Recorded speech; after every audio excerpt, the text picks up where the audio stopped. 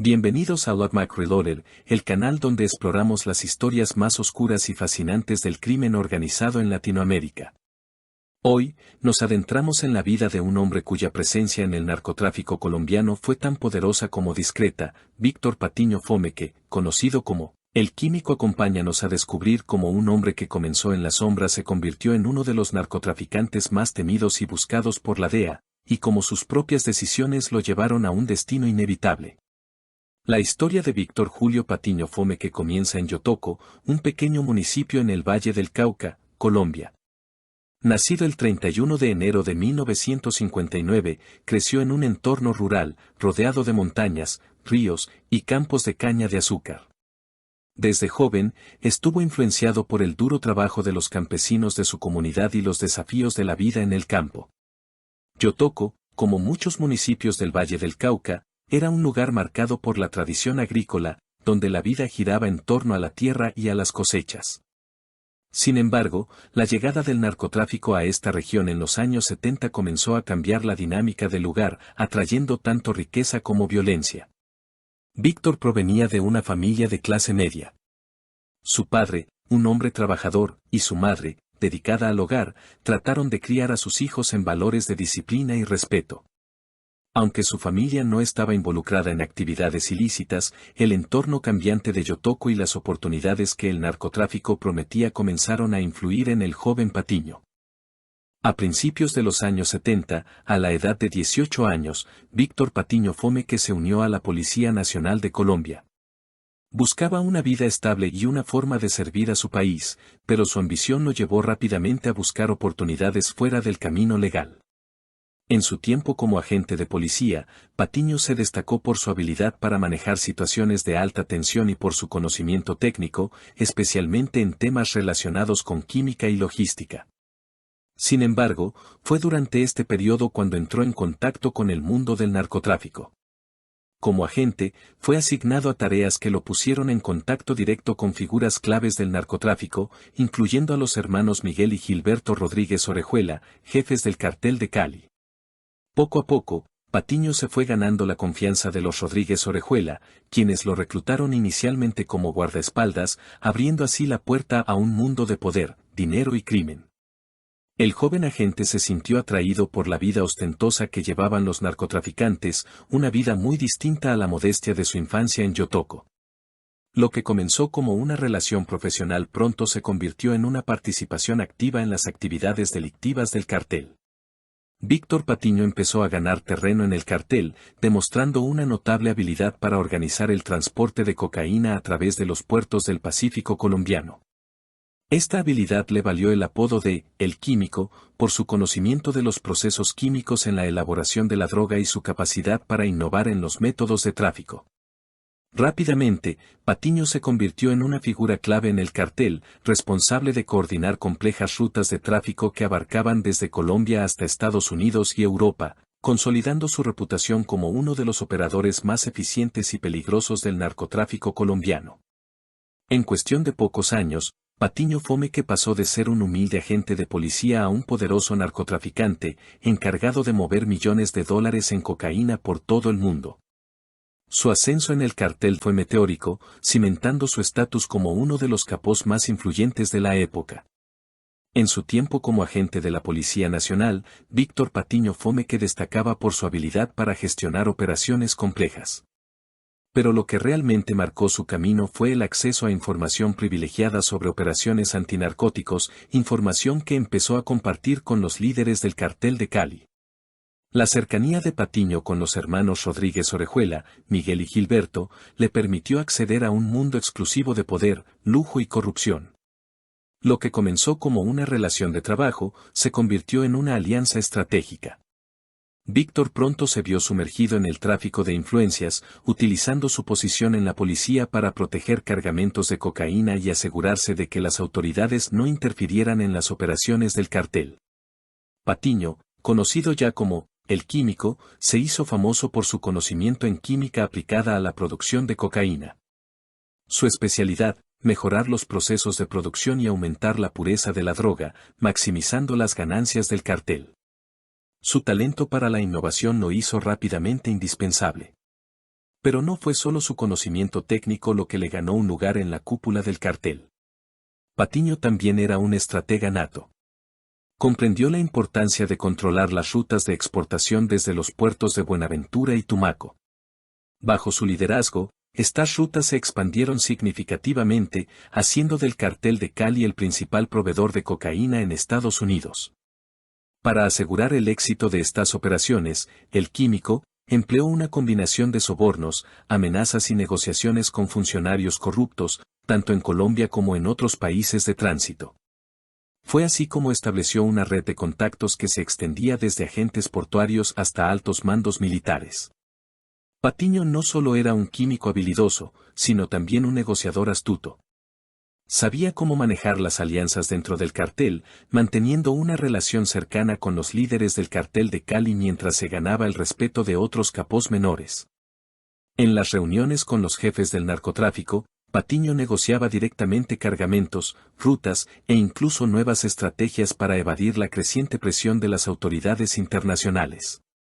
No pasó mucho tiempo antes de que, el químico, comenzara a forjar alianzas con otros narcotraficantes más allá del cartel de Cali. Una de estas alianzas clave fue con Juan Carlos Ramírez Abadía, alias Chupeta, uno de los líderes del emergente cartel del norte del Valle. Juntos, comenzaron a coordinar operaciones que desafiaron la hegemonía del cartel de Cali.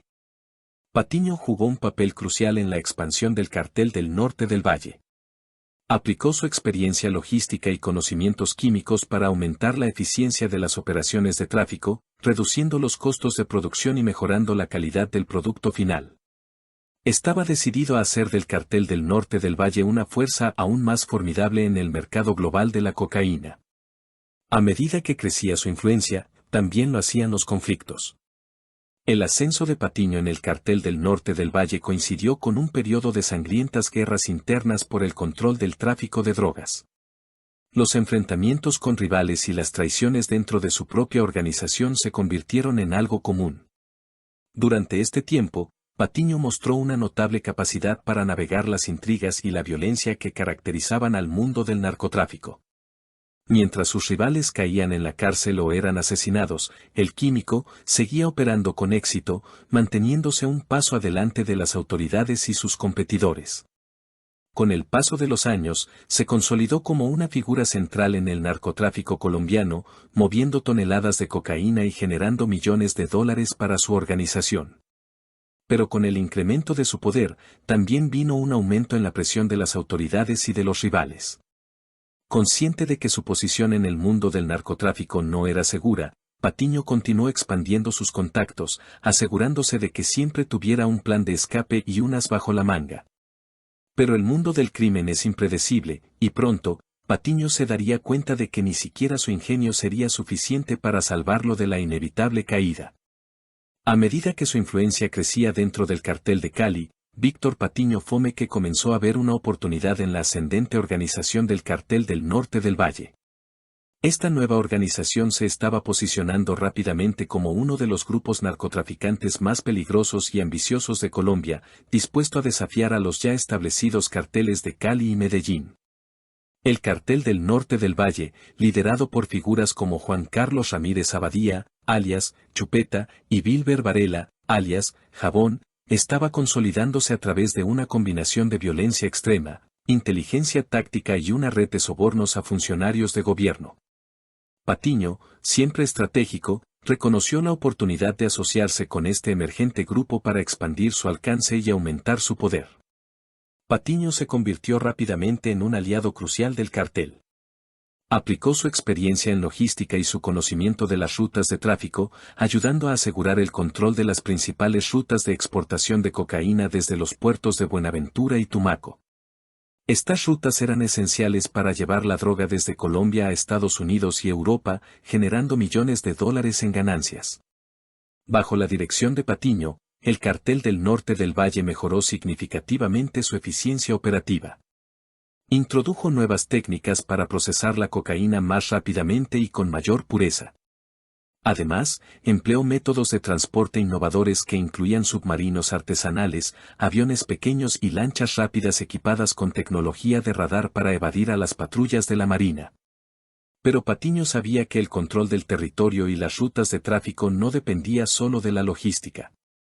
Fue clave en la organización y financiamiento de grupos armados para proteger las operaciones del cartel y para eliminar a cualquier competidor o amenaza potencial.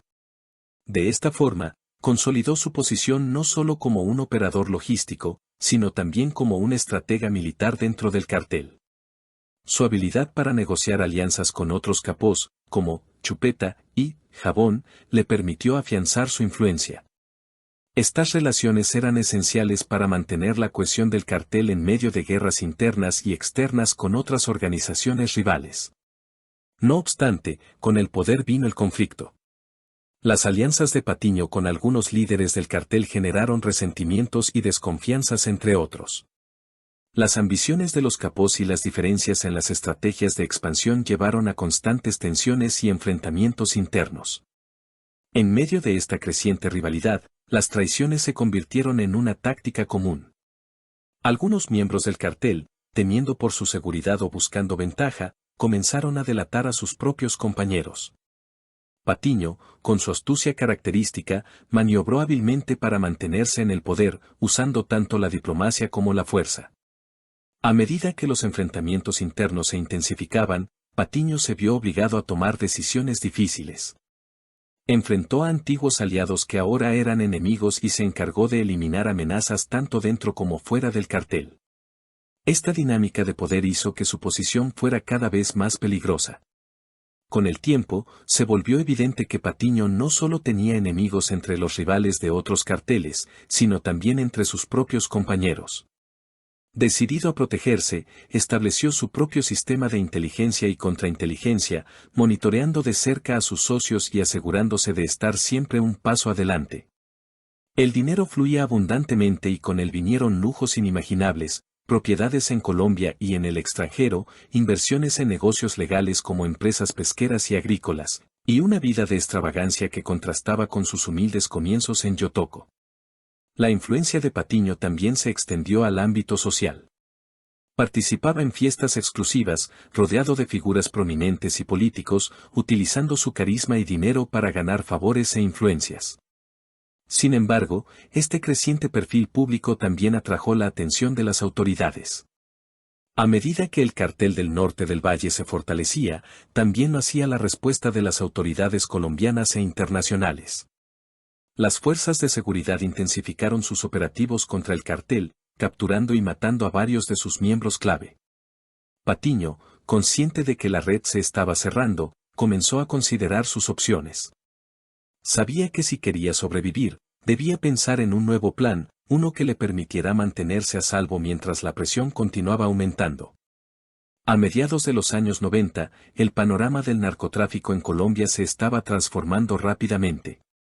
La presión internacional aumentaba y el gobierno colombiano intensificaba sus esfuerzos para capturar a los líderes de los carteles más poderosos. Las autoridades comenzaron a obtener más recursos, tecnología y apoyo de agencias internacionales como la DEA. En este contexto, Víctor Patiño Fomeque, alias El Químico, se encontró en una posición cada vez más vulnerable.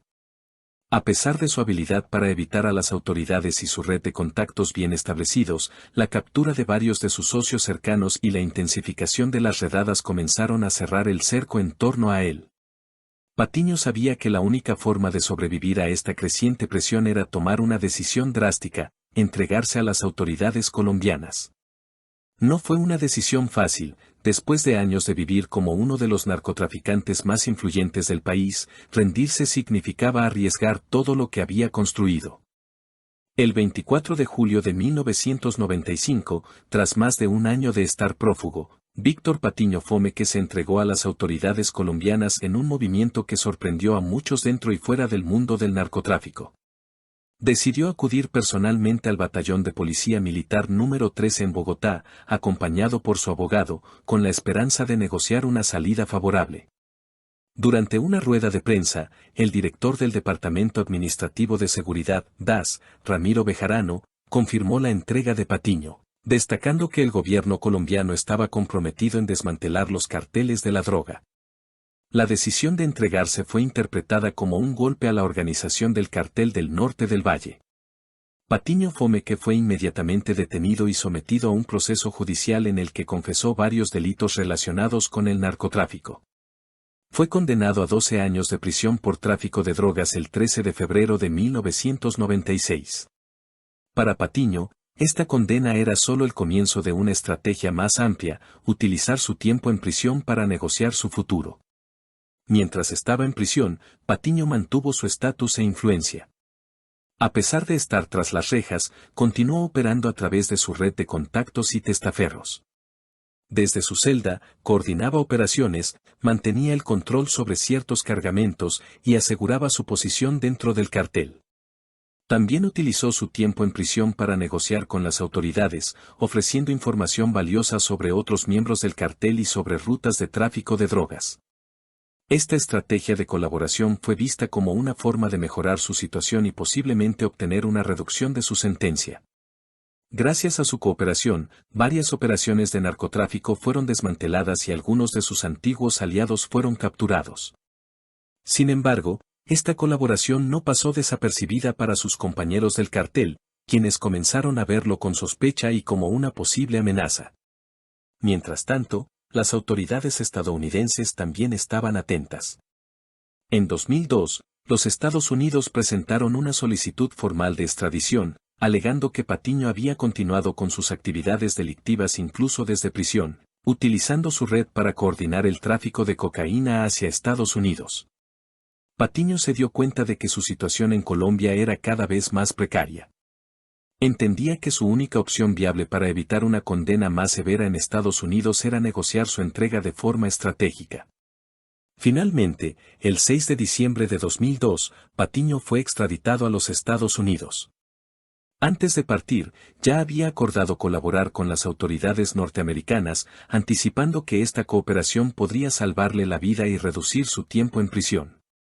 El 6 de diciembre de 2002, Víctor Patiño Fomeke fue extraditado a Estados Unidos, convirtiéndose en uno de los principales narcotraficantes colombianos en enfrentar la justicia norteamericana. Su extradición marcó un punto de inflexión no solo para su vida, sino también para la lucha internacional contra el narcotráfico. Patiño fue entregado a las autoridades estadounidenses para enfrentar cargos de conspiración para importar cocaína, lavado de dinero y otros delitos relacionados con el tráfico de drogas. Enfrentaba una sentencia potencial de 15 años en prisión y sabía que su futuro dependía de su capacidad para negociar. Desde el primer día, Patiño mostró su intención de cooperar con la justicia estadounidense. Estaba dispuesto a ofrecer información detallada sobre las operaciones del Cartel del Norte del Valle, sus rutas de tráfico, contactos en Estados Unidos y Europa, y los vínculos corruptos que protegían al cartel en Colombia. Su conocimiento interno del cartel era vasto. Como uno de los líderes operativos más importantes, tenía acceso a información privilegiada sobre los métodos de tráfico, las redes de distribución y los contactos en diversos niveles, desde transportistas hasta funcionarios gubernamentales corruptos. A cambio de su cooperación, Patiño proporcionó información crucial que ayudó a desmantelar varias operaciones de narcotráfico en curso. Su colaboración permitió a la DEA y otras agencias federales realizar múltiples arrestos, incautaciones de cargamentos de cocaína y la captura de varios capos rivales. En reconocimiento a su valiosa cooperación, los fiscales federales accedieron a reducir su condena de 15 a 6 años de prisión. Este acuerdo también incluía su ingreso al programa de protección de testigos, que le garantizaba una nueva identidad y protección para él y su familia. Durante su tiempo en prisión, Patiño fue trasladado a varias instalaciones carcelarias de alta seguridad para protegerlo de posibles represalias de otros narcotraficantes que había delatado. Aunque estaba bajo custodia, su vida seguía en peligro. Las amenazas de muerte eran constantes. Sus antiguos aliados, ahora enemigos, habían puesto precio a su cabeza. Al menos 35 de sus familiares, amigos y asociados cercanos fueron asesinados en Colombia como represalia por sus delaciones. Esta ola de violencia no solo afectó a su círculo íntimo, sino también a los intereses del cartel en Colombia. Varios de sus colaboradores clave fueron ajusticiados, mientras que otros se vieron forzados a esconderse o abandonar el país. Patiño, por su parte, seguía colaborando con las autoridades estadounidenses. No solo delató a miembros de su cartel, sino también a políticos y funcionarios corruptos en Colombia que habían facilitado las operaciones del narcotráfico durante años. El impacto de su cooperación fue significativo. Permitió a Estados Unidos entender mejor las estructuras internas del narcotráfico colombiano, identificar a otros actores clave y avanzar en la captura de nuevos objetivos prioritarios. Tras cumplir su condena de 6 años, en 2010, Víctor Patiño Fomeque fue puesto en libertad bajo el Programa de Protección de Testigos de Estados Unidos. Este programa, diseñado para proteger a los informantes clave que cooperan con la justicia, le ofrecía una oportunidad única, una nueva vida, un nuevo nombre y una. Patiño, ahora bajo una identidad completamente nueva, fue trasladado a una ciudad secreta de Estados Unidos. Su familia cercana, incluido su madre, su padre, su esposa, sus hijos y una hermana, también fueron reubicados para protegerlos de las posibles represalias de sus antiguos socios en Colombia. Pero la transición no fue fácil. Pasar de ser uno de los narcotraficantes más temidos y poderosos de Colombia a vivir como un ciudadano anónimo bajo vigilancia constante fue un cambio drástico. Cada movimiento estaba monitoreado, cada interacción controlada, y cada aspecto de su vida debía adaptarse a su nueva realidad. Para Patiño, esta nueva vida significaba más que solo un cambio de nombre. Era un proceso de reinvención completa. Pasó de ser, el químico, el capo del cartel del norte del valle, a ser un hombre más en un vecindario común. Aprendió a vivir con el temor constante de ser descubierto, sabiendo que cualquier error podría costarle la vida. A pesar de la protección, las amenazas de los antiguos aliados del narcotráfico nunca desaparecieron. Patiño sabía que su vida estaba en riesgo. Las organizaciones criminales en Colombia y sus rivales en Estados Unidos todavía lo consideraban un traidor. El gobierno de Estados Unidos había invertido recursos considerables en su protección, pero a medida que pasaba el tiempo, se volvía cada vez más claro que mantenerlo a salvo sería una tarea complicada. Las filtraciones de información, la corrupción y las conexiones profundas del narcotráfico complicaban la operación. Para muchos de sus antiguos socios, Patiño no solo era un traidor, era el hombre responsable de la caída de importantes figuras del narcotráfico y del desmantelamiento de múltiples operaciones en Colombia y Estados Unidos. Su valor como objetivo era alto, y las amenazas a su vida nunca cesaron. Mientras tanto, su familia también enfrentaba desafíos. Adaptarse a una nueva vida bajo constantes restricciones era difícil para todos. Sus hijos tuvieron que dejar atrás amigos, escuelas y la vida que conocían en Colombia. Su esposa y sus padres vivían en la incertidumbre de si esta nueva vida realmente significaría seguridad o simplemente una forma diferente de prisión. Aunque estaba libre de la prisión, Patiño no estaba libre de vigilancia. Vivía en una burbuja de protección, constantemente monitoreado por agentes federales. Su nueva identidad le daba anonimato, pero también una invisibilidad forzada que contrastaba con la notoriedad que alguna vez tuvo. Con el tiempo, algunos de sus antiguos aliados intentaron contactarlo. A veces, para amenazarlo, otras veces para intentar obtener información o incluso negociar. Patiño sabía que responder a estas invitaciones podía significar la diferencia entre la vida y la muerte. Las autoridades estadounidenses, conscientes de estos riesgos, continuaron ajustando las medidas de seguridad, reubicándolo periódicamente para evitar ser detectado. Cada traslado significaba empezar de nuevo, una nueva casa, una nueva comunidad, una nueva vida que construir desde cero. Pero la vida bajo protección no era lo que Patiño había imaginado. A medida que pasaban los meses, la monotonía, el aislamiento y la constante sensación de peligro comenzaron a cobrarle factura. Vivir con miedo y desconfianza constante se convirtió en una carga psicológica pesada. Su familia también comenzó a sentir el peso de esta nueva vida. La incertidumbre y el miedo al descubrimiento se volvieron constantes. Las tensiones internas aumentaron, y la adaptación a una vida de anonimato y restricciones parecía cada vez más difícil. Además, comenzaron a surgir cuestionamientos sobre la efectividad de su protección y el alcance de los beneficios que había negociado con el gobierno estadounidense. Las autoridades estaban inquietas por las constantes amenazas y las filtraciones de información. Patiño sabía que su tiempo bajo protección no duraría para siempre. El mundo del narcotráfico tenía una memoria larga, y su seguridad dependía de mantenerse siempre un paso adelante. La decisión de Víctor Patiño Fomeke de cooperar con las autoridades estadounidenses no pasó desapercibida en el mundo del narcotráfico. Su testimonio ayudó a desmantelar operaciones y capturar a numerosos capos, pero esto también lo convirtió en un objetivo de alto valor para sus antiguos aliados y enemigos en el Cartel del Norte del Valle. Líderes del Cartel del Norte del Valle, como Juan Carlos Ramírez Abadía, alias Chupeta, y Wilber Varela, alias Jabón, vieron a Patiño no solo como un traidor, sino como una amenaza directa a su poder y supervivencia.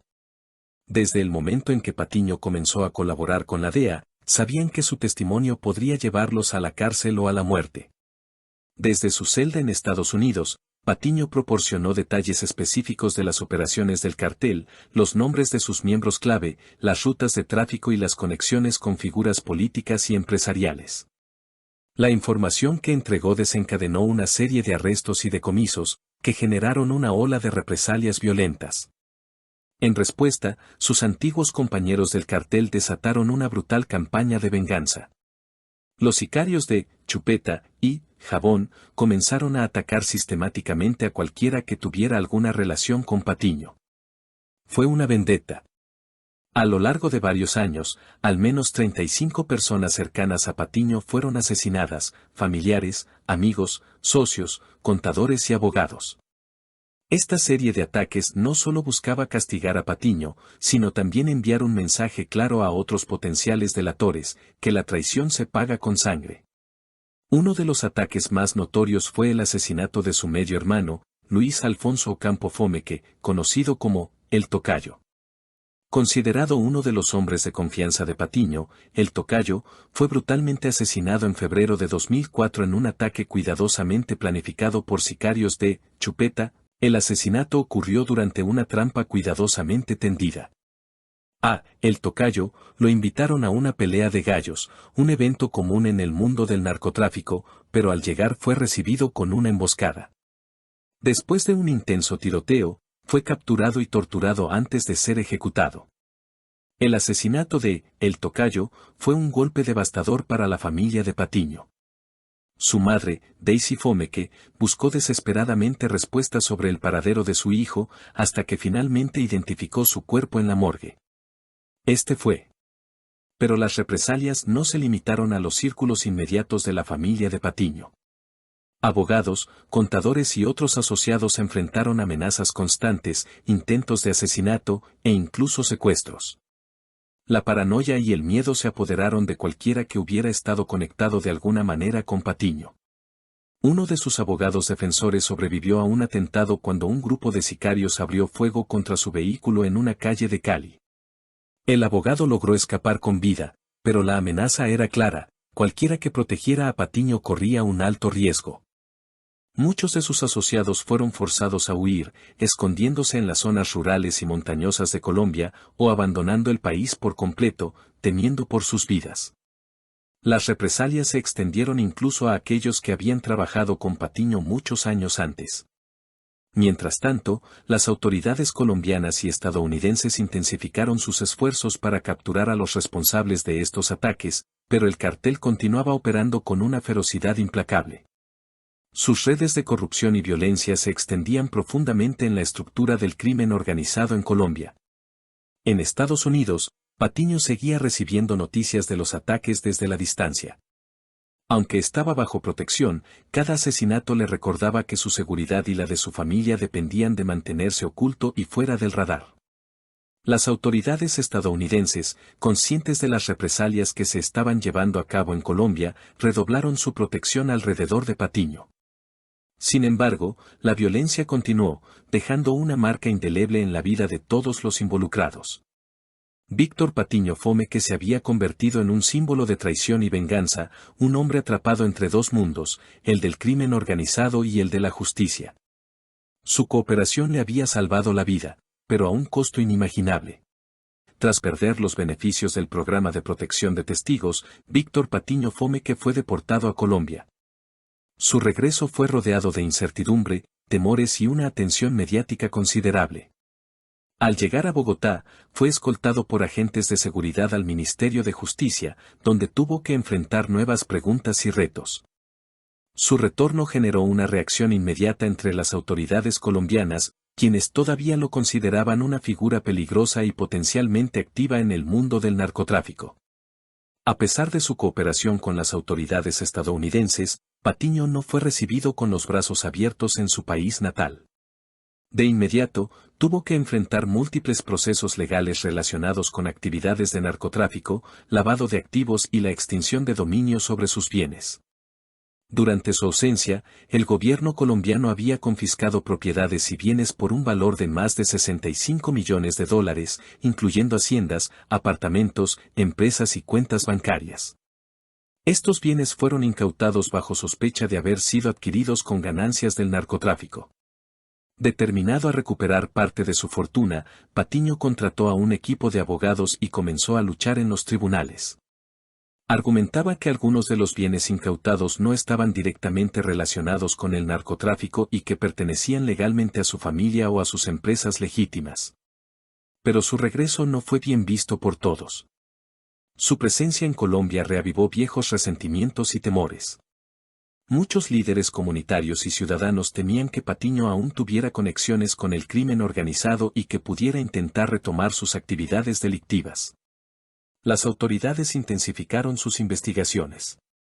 Su vida en Colombia se convirtió en un juego de supervivencia legal, en el que debía demostrar continuamente que no estaba involucrado en nuevas actividades ilícitas, mientras trataba de deshacerse de la etiqueta de narcotraficante arrepentido.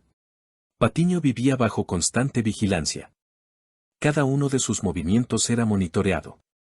Desde las reuniones con sus abogados hasta las visitas a familiares, cualquier acción podría interpretarse como una señal de que estaba intentando reactivar sus contactos con el mundo del narcotráfico. Los intentos de recuperar sus propiedades fueron en su mayoría infructuosos. Muchos de sus antiguos bienes estaban deteriorados o ya habían sido vendidos por el Estado. Las audiencias legales se convirtieron en un calvario interminable, mientras los fiscales y jueces seguían cuestionando cada reclamación. Cada vez que asistía a una audiencia, la presencia de la prensa era abrumadora. Su regreso se había convertido en un espectáculo mediático, con titulares que discutían si realmente había dejado atrás su vida criminal o si aún mantenía conexiones con los círculos del narcotráfico. Algunos líderes políticos y sociales exigieron que se mantuviera una estricta vigilancia sobre él, argumentando que su historial criminal y sus viejas conexiones aún representaban un peligro para la sociedad. Para Patiño, la lucha por reconstruir su vida en Colombia fue una batalla constante. Su familia, que también enfrentaba el estigma de su nombre, vivía en una mezcla de miedo y ansiedad, sin saber si algún día podrían vivir en paz. Las autoridades no dejaron de vigilarlo de cerca. Incluso, se investigó si Patiño estaba tratando de recuperar el control de sus antiguas rutas de narcotráfico o de reorganizar alguna facción delictiva a través de nuevos actores. La situación llegó a ser tan tensa que el regreso de Patiño se convirtió en un asunto de seguridad nacional, con reuniones de alto nivel entre las fuerzas de seguridad para evaluar el riesgo que representaba su presencia en el país. A pesar de las dificultades, Patiño insistió en su inocencia y en su deseo de llevar una vida tranquila. Sin embargo, el pasado no lo dejaría ir tan fácilmente. En medio de su retorno a Colombia, Víctor Patiño Fome que se encontró envuelto en una nueva controversia que rápidamente captó la atención de los medios, su supuesta relación con la Hacienda San Miguel, una propiedad situada en el Valle del Cauca. La Hacienda San Miguel era conocida por su extensión, valor y lujos. Era una propiedad que representaba poder y riqueza en una región marcada por la influencia del narcotráfico. La finca, supuestamente vinculada a testaferros de Patiño, se convirtió en el epicentro de una intensa investigación de las autoridades colombianas. Las autoridades alegaban que la hacienda había sido adquirida con dinero proveniente de las actividades ilícitas del Cartel del Norte del Valle. Aunque Patiño negó cualquier vínculo con la propiedad, los investigadores sospechaban que había utilizado a intermediarios y familiares para ocultar su verdadero control sobre el lugar. En un intento por descubrir la verdad, las autoridades realizaron múltiples redadas en la propiedad, buscando documentos, registros financieros y cualquier evidencia que pudiera conectar directamente a Patiño con la finca. Esta investigación reveló una red de sociedades pantalla y transacciones financieras que apuntaban a un sofisticado esquema de lavado de dinero. La prensa se hizo eco de la controversia, aumentando la presión pública para que se llegara al fondo del asunto. Artículos de investigación periodística comenzaron a revelar conexiones entre los administradores de la Hacienda y personajes asociados al narcotráfico, lo que desató un debate nacional sobre la influencia del dinero del narcotráfico en el sistema político y económico de Colombia. La controversia también salpicó a figuras prominentes de la política local. Una de ellas fue la senadora Dilian Francisca Toro, una reconocida líder política del Valle del Cauca. Las autoridades alegaron que Toro había adquirido la hacienda San Miguel a un precio considerablemente bajo y que la transacción estaba vinculada a Patiño y otros narcotraficantes. Toro negó rotundamente cualquier conexión con el narcotráfico y afirmó que la compra de la hacienda había sido legítima, realizada con fondos propios y auditada conforme a la ley. Sin embargo, las investigaciones continuaron, y el caso se convirtió en un ejemplo emblemático de cómo el narcotráfico seguía influyendo en la política colombiana. Las audiencias judiciales se prolongaron durante meses. Los abogados de Patiño y Toro intentaron desacreditar las pruebas presentadas por la Fiscalía, alegando que no había evidencia concluyente de que los fondos utilizados para adquirir la propiedad provinieran de actividades ilícitas. Sin embargo, los investigadores financieros descubrieron una serie de transferencias sospechosas entre cuentas bancarias en Colombia y el extranjero, que parecían diseñadas para ocultar el origen del dinero. Estas transacciones llevaron a la Fiscalía a fortalecer su hipótesis de que Patiño había utilizado testaferros para mantener el control sobre la hacienda San Miguel. Las investigaciones también revelaron que varios de los empleados y administradores de la hacienda habían trabajado anteriormente para Patiño o para otras figuras del cartel del norte del valle, lo que alimentó las sospechas de que la finca seguía siendo parte de su red de activos ocultos. Patiño, por su parte, insistió en que no tenía ninguna relación con la propiedad y que las acusaciones eran parte de una campaña para difamar su nombre y despojarlo de cualquier activo que pudiera reclamar legalmente. El caso de la hacienda San Miguel se convirtió en un símbolo de los desafíos que enfrentaba Colombia en su lucha contra el narcotráfico y la corrupción. Las voces a favor de una mayor transparencia y rendición de cuentas se hicieron más fuertes, exigiendo que se expusiera toda la verdad detrás de la propiedad. La controversia también se convirtió en un punto de inflexión para las autoridades colombianas, que debieron enfrentar la realidad de que el narcotráfico seguía influyendo en todos los niveles de la sociedad. La hacienda San Miguel no solo era un bien material, sino también un símbolo del poder persistente de los carteles de la droga. A medida que la investigación avanzaba, aumentaban las tensiones.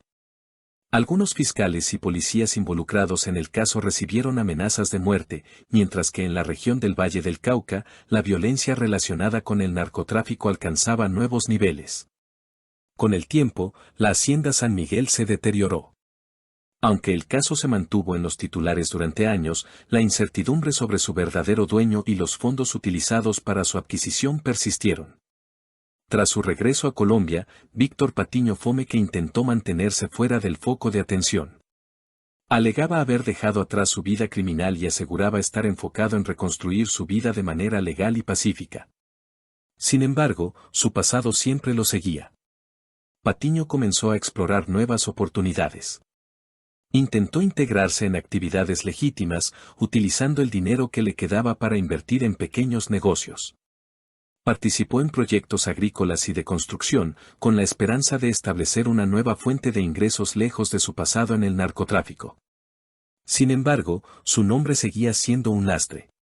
Muchos en la comunidad y en el mundo empresarial veían sus intentos de rehabilitación con sospecha, preguntándose si realmente había dejado atrás sus antiguos hábitos o si estos nuevos proyectos eran simplemente una fachada para actividades ilícitas.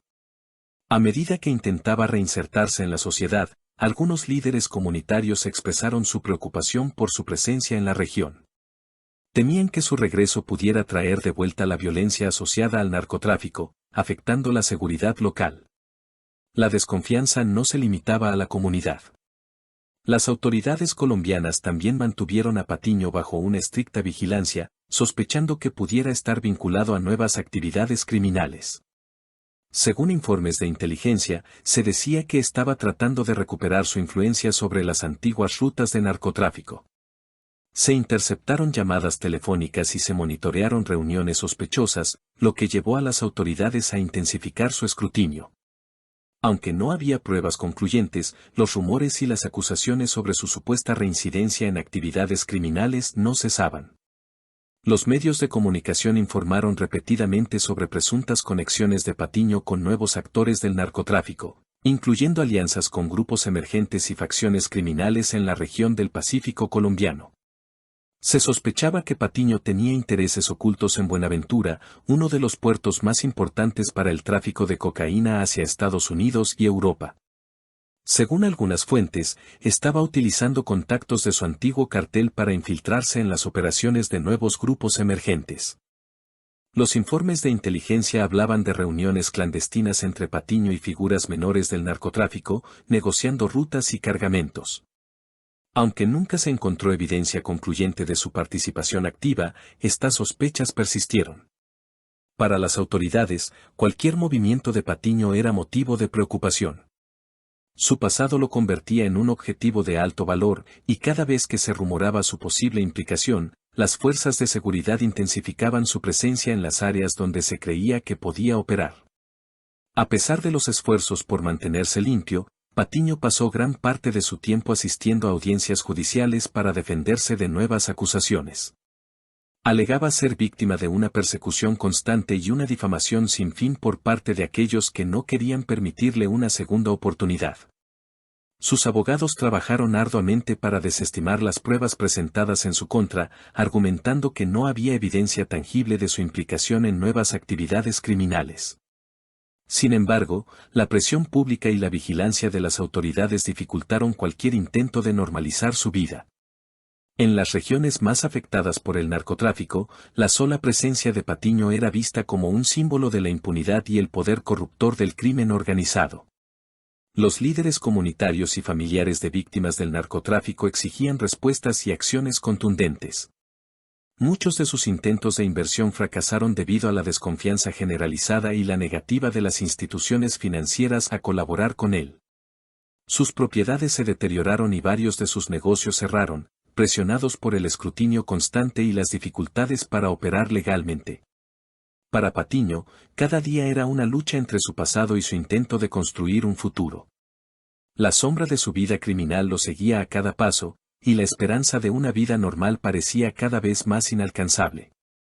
Víctor Patiño Fomeque fue una figura central en la época dorada del narcotráfico colombiano, un tiempo en el que los carteles de la droga alcanzaron un poder y una influencia sin precedentes en Colombia y más allá de sus fronteras. Su historia, desde sus inicios como policía hasta convertirse en uno de los capos más influyentes del cártel, refleja las complejas dinámicas de este mundo clandestino. Su testimonio fue clave para entender la magnitud de la influencia del narcotráfico en la vida política y económica de Colombia. Los efectos de su cooperación fueron inmediatos y devastadores para el cartel.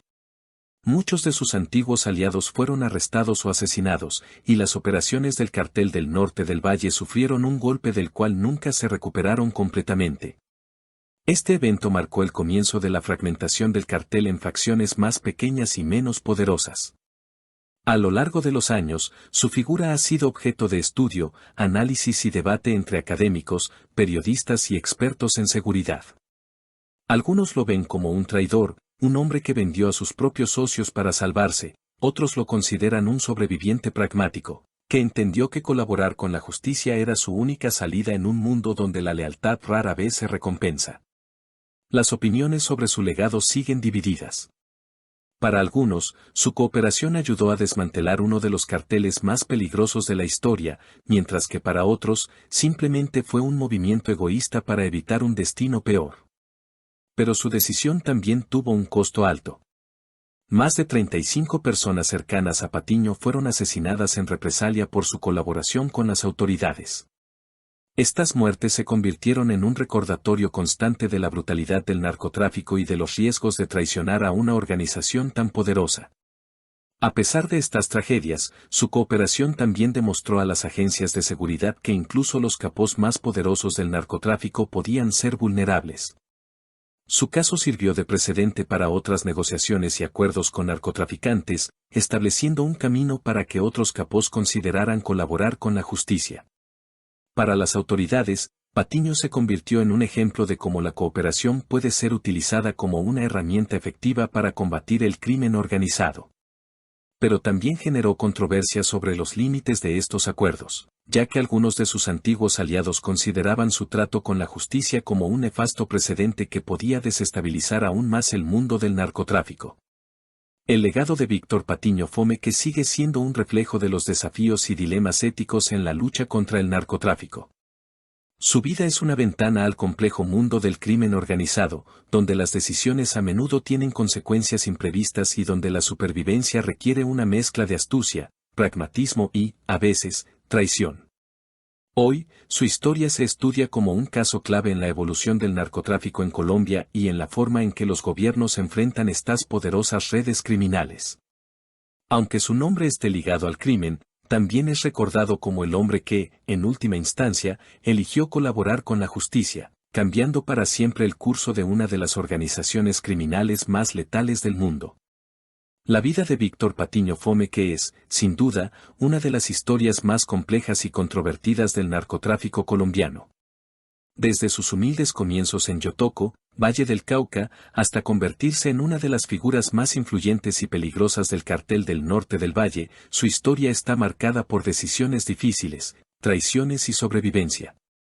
Como narcotraficante, Patiño fue un maestro de la logística, capaz de mover toneladas de cocaína por todo el mundo, generando millones de dólares en ganancias y creando una vasta red de contactos y aliados en su camino al poder. Fue un hombre que entendió las reglas del juego del narcotráfico y las usó a su favor para ascender en un mundo violento y despiadado. Pero su historia no se detiene ahí.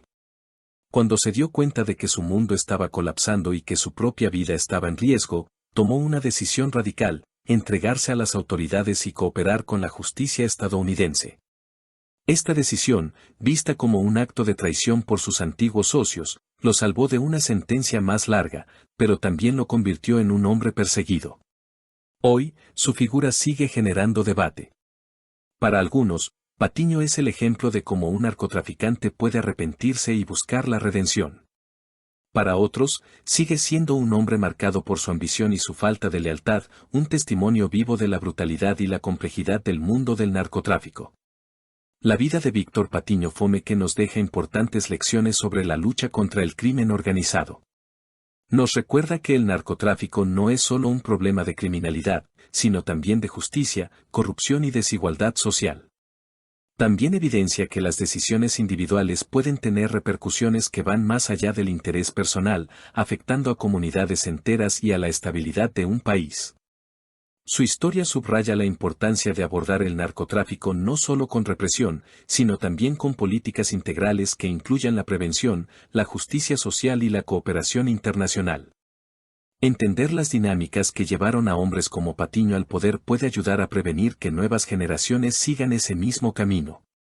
Aunque el narcotráfico sigue siendo una realidad en Colombia y en muchos otros lugares, la historia de Víctor Patiño Fome que nos recuerda que cada decisión cuenta y que el cambio es posible, incluso en los lugares más oscuros. Patiño Fome que permanece como un símbolo ambiguo en la historia del narcotráfico, un hombre que conoció el poder absoluto, que vivió en el centro de la tormenta y que luego, por miedo o por cálculo, decidió colaborar con la justicia. Su historia es una ventana a los dilemas éticos y humanos en la confrontación contra las drogas. Si te ha interesado este video, no olvides suscribirte a Logmac Reloaded, activar la campanita para recibir notificaciones de nuestros próximos contenidos. Nos encantaría conocer tu opinión en los comentarios, déjanos tu comentario abajo. ¿Es Víctor Patiño Fome que un traidor, un sobreviviente, o un hombre que simplemente hizo lo que tenía que hacer para seguir viviendo? Cuéntanos tu opinión en los comentarios. Gracias por acompañarnos. Nos vemos en el próximo video de Logmac Reloaded, donde seguiremos explorando las historias más fascinantes y ocultas del crimen organizado.